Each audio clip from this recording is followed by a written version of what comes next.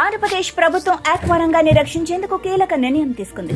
ఇటీవల అమెరికా పెంచిన టారిఫ్ల ప్రభావంతో భారత్ రొయ్యల ఎగుమతులు పడిపోతూ ఉండటంతో రాష్ట్ర ప్రభుత్వం రొయ్యల రైతులకు విద్యుత్ ఛార్జీలు భారీగా తగ్గిస్తున్నట్లు ప్రకటించింది. రాష్ట్ర ఐటీ శాఖ మంత్రి నారా లోకేష్ ప్రకటించిన వివరాల ప్రకారం రొయ్యల పెంపకానికి ఉపయోగించే విద్యుత్ ధరను యూనిట్ కు ₹4 నుండి ₹50 తగ్గించారు. ఈ తగ్గింపుతో పెరగనున్న ఖర్చులు, అంతర్జాతీయ పోటీ కారణంగా ఇబ్బందులు పడుతున్న రైతులకు పెద్ద ఊరట లభించింది. మన ప్రధాన పోటీదారు ఈక్వెడార్ కు కేవలం 16% టారిఫ్ ఉండగా భారత్ కు 34% గ్యాప్ వచ్చింది. ఈ సబ్సిడీ మన రైతులకు ప్రపంచ మార్కెట్లో పోటీగా నిలిచేందుకు సహాయపడుతుందని లోకేష్ తెలిపారు. దేశంలోని మొత్తం రొయ్యల ఎగుమతుల్లో 40% కు పైగా ఆంధ్రప్రదేశ్దే.